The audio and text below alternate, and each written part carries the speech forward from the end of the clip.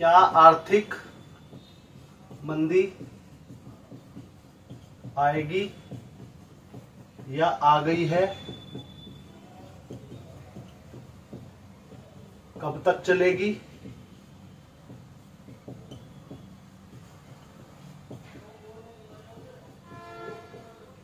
आज हमारी वीडियो का जो पार्ट है वो ये है कि आर्थिक मंदी आ गई है या आने वाली है, और अगर आ गई है तो कब तक चलेगी, और अगर नहीं आई है और आ गई तो कब तक चलेगी। तो आर्थिक मंदी क्या है पहले आप ये समझ लीजिए। जब हमारे पास मार्केट में पब्लिक के पास इतना पैसा ना बचे कि वो अपनी चीजें खरीदने के लिए तैयार हो जिसकी उसे जरूरत भी है, जब उसके पास पैसे की इतनी शॉर्टेज हो जाए कि उसको 5 आइटम की जरूरत थी और वो सिर्फ 2 ही खरीद पा रहा है, तो वो अपनी 3 जरूरतों को जरूरत होने के बाद भी, डिमांड होने के बाद भी उसे परचेज नहीं करता है, तो उसे कहते हैं कि ओवरऑल मंदी आ गई है। अगर ऐसा 10 बंदों के साथ हो, 50 के साथ हो, 10% आबादी के साथ हो तो वो मंदी नहीं है। लेकिन अगर 100% में से 90% आबादी के साथ ऐसा हो जाए कि 5 में से वो सिर्फ 2 ही चीजें खरीद रही है, तो उसे मंदी आना कहेंगे। ऐसा कब होगा? महंगाई की वजह से नहीं। समझिए महंगाई क्या है, पहले समझते हैं महंगाई क्या है। महंगाई मतलब बहुत सारी चीजें महंगी हो गई, तो महंगाई होना मंदी नहीं है। अगर आपको पास पैसा नहीं हो रहा है कोई चीज खरीदने का, तो आप उसे नहीं खरीद पा रहे, तो वो जरूरी नहीं कि वो मंदी हो, वो महंगाई भी हो सकती है। आप महंगाई की वजह से नहीं खरीद पा रहे, लेकिन सारी महंगाई को मंदी नहीं कह सकते। महंगाई एक अलग टर्म है, मंदी उससे एक बहुत वाइडर, एक वाइड टर्म है। तो पहले महंगाई और मंदी के बीच में डिफरेंस समझ लेते हैं। आपको पहले बताएंगे महंगाई क्या है। मैं जरा रफ कर देता हूं इसे। पहले हम आपको महंगाई बताएंगे, महंगाई क्या है, फिर आपको बताएंगे सेकंड पॉइंट मंदी क्या है, थर्ड पॉइंट बताएंगे आ गई या नहीं आई, और फोर्थ पॉइंट बताएंगे कब जाएगी या कब तक रहेगी। ये 4 पॉइंट आज की वीडियो में कवर करेंगे। वीडियो थोड़ी लंबी होगी लेकिन आपके जिंदगी भर काम आने वाली है। मंदी पहले भी हमारे देश में 5 बार आ चुकी है। पहला पॉइंट हम जो ले रहे थे, महंगाई किसे कहते हैं, महंगाई बता देते हैं। आपकी कोई भी कमोडिटी है, एग्जाम्पल के तौर पे हमने आपसे एक कमोडिटी का नाम ले लिया, हाथ से बुने जाने वाली सॉक्स।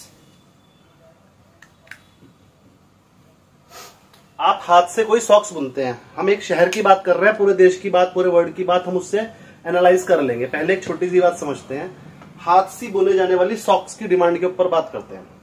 हाथ से बुने वाली सॉक्स आपको 50 रुपए की मिल जाती है एक जोड़ा।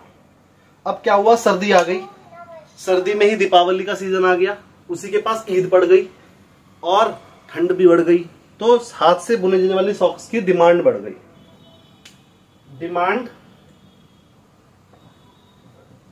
इंक्रीज हो गई।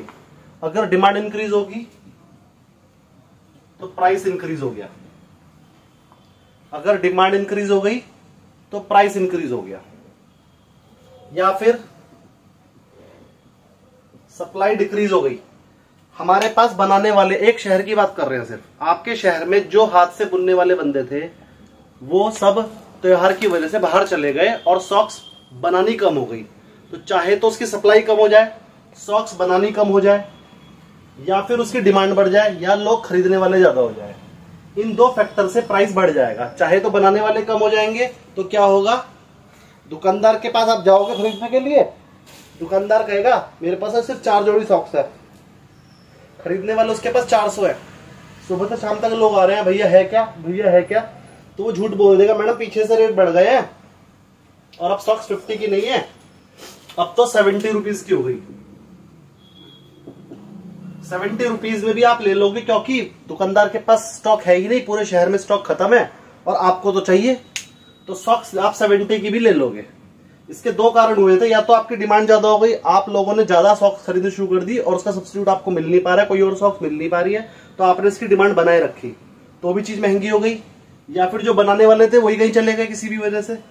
जैसे आपका लॉकडाउन लगा, लॉकडाउन लगने के बाद बनाने वाले तो बना ही नहीं पाए, सब अपने घर में बैठ गए, फैक्ट्रियां भी बंद हो गई। तो जैसे ही लॉकडाउन खुला तो हर एक आइटम पे महंगाई बढ़ गई, हर एक की महंगाई बढ़ गई, और वो लाजमी भी थी, बढ़नी ही थी। लेकिन वो 2 महीने में जैसे लोग बनाने वालों ने बनाना शुरू करा तो महंगाई वापस अब घटने लग रही है। खैर, तो यानी कि सप्लाई गिर जाए अगर तो भी आप रेट बढ़ जाएंगे, और अगर डिमांड बढ़ जाए तो भी रेट बढ़ जाएंगे। इसका उल्टा कर दीजिए, प्राइस घट भी जाएगा। अगर सप्लाई बढ़ जाए या फिर डिमांड किसी भी तरीके से घट जाए तो प्राइस भी गिर जाएगा। क्या रेट हो जाएगा फिर अब क्या हो गया, बनाने वाले ज्यादा हो गए, बनाने वाले ज्यादा होने के बाद आपकी सप्लाई गिर गई। कैसे? पहले सॉक्स 2 ही आदमी बेच रहे थे, अब 2 और दूसरे शहर से उठ के हमारे शहर में ही आ गए और वो भी सप्लाई करने लगे, वो भी सॉक्स ही सप्लाई करने लगे। या फिर और 4 बंदे दूसरे स्टेट से, दूसरे शहरों की सॉक्स लेकर भी हमारे शहर में बेचने लगे। तो यहाँ पर सॉक्स की सप्लाई बढ़ जाएगी। अब जब बढ़ जाएगी तो वो कहेगा मैं 50 की बेच रहा हूँ, कहेगा जी मैं तो 40 की दे दूंगा, तो आपके रेट कम हो जाएंगे। तो अगर किसी छोटे लेवल पे सप्लाई के गिरने से या डिमांड के बढ़ने से थोड़ी चीज महंगी हो जाए तो उसे हम महंगाई बोलते हैं, उसे हम महंगाई बोलते हैं। वो डिमांड और सप्लाई से रिलेटेड होती है और शॉर्ट टर्म की होती है। 1 महीना 2 महीने में वो रेट फिर से स्टेबल हो जाएंगे, डिमांड एंड सप्लाई के हिसाब से ऊपर नीचे होते रहते हैं। तो उसे हम महंगाई बोल सकते हैं या मंदा बोल सकते हैं, लेकिन वो मंदी नहीं है, रिसेशन नहीं है।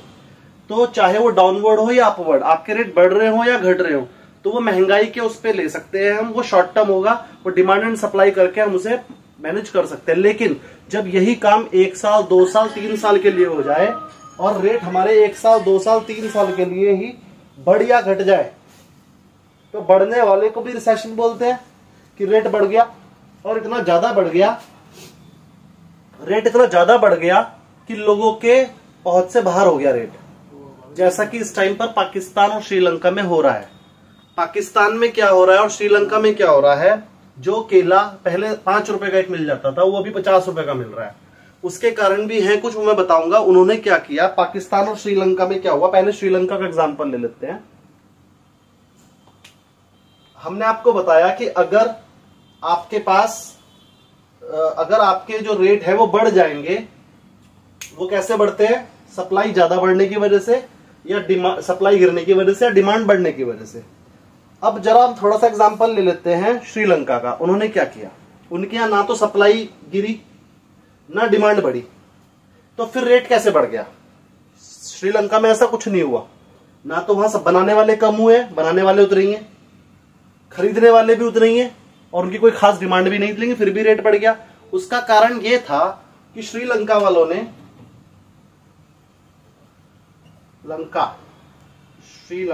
ने पब्लिक को 1-1 लाख रुपया, एग्जाम्पल के तौर पर बता रहा हूं, फ्री में दे दिया। ये लो पकड़ो, अरे लो 1-1 लाख रुपए सबके खाते में डाल दिए फ्री में।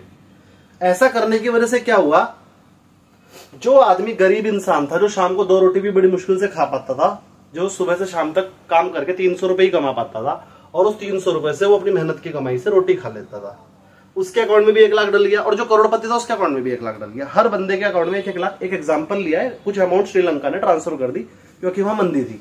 तो मंदी को दूर करने के लिए उन्होंने सोचा कि सबके हाथ में पैसा देंगे तो मंदी दूर हो जाएगी। लेकिन साइड इफेक्ट क्या हुए, सबको उन्होंने पैसा बांट दिया श्रीलंका में। जब श्रीलंका में जिस गरीब आदमी जैसे चाहिए रात को 300 रुपए से अपने घर का खर्चा चलाता है, या वो शराब भी जिसे शाम को बस 300 रुपए चाहिए जिससे वो अपना पौवा खरीद सके, उसके अकाउंट में 1 लाख आ गया। तो जो गरीब आदमी 300 रुपए के लिए काम करता था, उसने काम करना कर दिया बंद, और उसने कहा भाई मेरे पास तो पैसा है, तो अब उसने 300 रुपए की जगह 500 रुपए में खाना खाना शुरू कर दिया। अब जो बेचने वाला था उसने भी क्या करा, मेरे पास तो पैसा आ गया, सबके पास पैसा आ गया, जितने भी काम करने वाले थे सबके पास पैसा आ गया, उनकी परचेजिंग पावर बढ़ गई। अब जरा ध्यान समझिए, जब आपकी परचेजिंग पावर किसी चीज को 10 रुपए में खरीदने की थी तो उसका रेट 10 रुपए था, बेचने वाला 10 ही रुपए में बेच रहा था, आप 10 ही रुपए में खरीद रहे थे। अब आपके अकाउंट में लाखों रुपया आ गया, और श्रीलंका ने कहा कि तुम इस पैसे को जमा नहीं करके रख सकते क्योंकि उसे मंदी होगा नहीं थी, तो 1-1 लाख रुपए सबके अकाउंट में डाल के कैसे खर्च करो, खर्च करना जरूरी है वरना फ्री में क्यों देंगे। तो सबने खर्च करना शुरू किया, और परचेजिंग पावर अब उनकी बढ़ चुकी है, वो 10 रुपए की चीज को 20 में भी खरीद सकते हैं। तो बेचने वाला 20 में ही बेच रहा है, क्यों वो भी बताएंगे। तो आपने 20 में खरीदना शुरू कर दिया, वो आइटम 20 रुपए की हो गई। अब 20 रुपए में बेचने वाला बेच क्यों रहा है और खरीदने वाला खरीद क्यों रहा है, वो 10 रुपए में क्यों नहीं खरीद रहा है? क्योंकि जो 20 रुपए पहले 10 रुपए में चीज बेच रहा था सेलर, उसको रॉ मटेरियल भी महंगा मिलने लगा है। जैसे उसकी जब सब बंदों के पास पैसा आ गया तो रॉ मटेरियल भी महंगा हो गया। इसी तरह से ओवरऑल जब हमारी परचेसिंग पावर बढ़ती है, हमारे हाथ में पैसा ज्यादा आता है, तो उसी के हिसाब से महंगाई बढ़ती है। तो सरकार को क्या करना होता है कि हमारे हाथ में बस उतना ही पैसा रखे कि जिससे महंगाई ना बढ़े। सरकार इसके लिए बहुत सारे काम कर लेती है। तो श्रीलंका में ये हुआ कि एक्सेस ऑफ मनी होने की वजह से वहां पर डिमांड ऑफ अ प्रोडक्ट बढ़ गई। अल्टीमेटली क्या बढ़ गई? डिमांड ऑफ अ प्रोडक्ट, हर एक प्रोडक्ट की बढ़ गई। डिमांड बढ़ने से प्राइस बढ़ गए और अब हर चीज के प्राइस बढ़ गए। तो पहले जो इंसान 300 रुपए में रोटी खा रहा था, अब वही रोटी उसे 1000 रुपए में मिल रही है। वो हजार करके जो उसे 1 लाख मिले वो थोड़े दिनों में खत्म हो जाएंगे। अब वो 1000 रुपए कमा नहीं पाएगा या फिर वो महंगी लेबर करेगा। तो ओवरऑल ऐसे फ्री में पैसा बांटना देश के लिए गलत है। तो श्रीलंका वालों ने गलती कर दी, उससे हम लोग सीख लेंगे और हम ऐसा कभी नहीं करेंगे। वो 11-11 लाख रुपए हमारे अकाउंट में कभी नहीं आएंगे, ना ही आने चाहिए। क्योंकि वो 11 लाख अगर हमारे अकाउंट में आ गए तो ये हाल हो जाएगा, ये श्रीलंका वाला हाल हो जाएगा। तो वो 11 लाख हमें ऐसे नहीं चाहिए कि फ्री में आ जाए। नेक्स्ट हमारा जो था, हमारा एक एग्जांपल था पाकिस्तान। पाकिस्तान में क्या हुआ है? पाकिस्तान में तो लोगों को फ्री में कुछ नहीं बांटता। पाकिस्तान में तो लोगों को फ्री में कुछ नहीं बांटता डस्टर। ये मैंने श्रीलंका का जो एग्जांपल दिया था ये मैं डिलीट कर रहा हूं, आप इसे पाउज करके देख सकते हैं। और अगर आप इसे कॉपी करना चाहे फ्री कॉपी नोटबुक में तो कर सकते हैं। नेक्स्ट मैं बता रहा हूं आपको एक एग्जांपल पाकिस्तान का। पाकिस्तान में तो ऐसा नहीं हुआ। पाकिस्तान कैसे भुखमंगा हो गया? पाकिस्तान कैसे 10 रुपए की चीज 50 रुपए में बिकने लगी?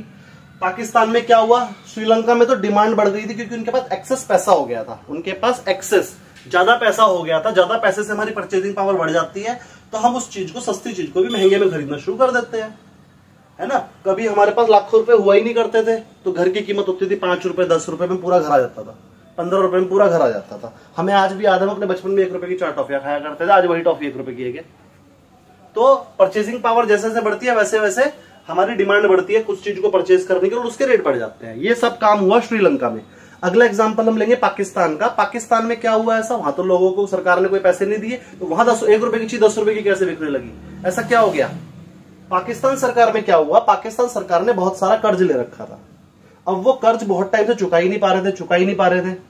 तो कर्ज पे ब्याज पे ब्याज बढ़ के कर्ज हो गया ज्यादा। और अब अल्टीमेटम आ गया उनके पास, या तो कर्ज चुकाओ वरना पाकिस्तान पे हम कब्जा कर लेंगे।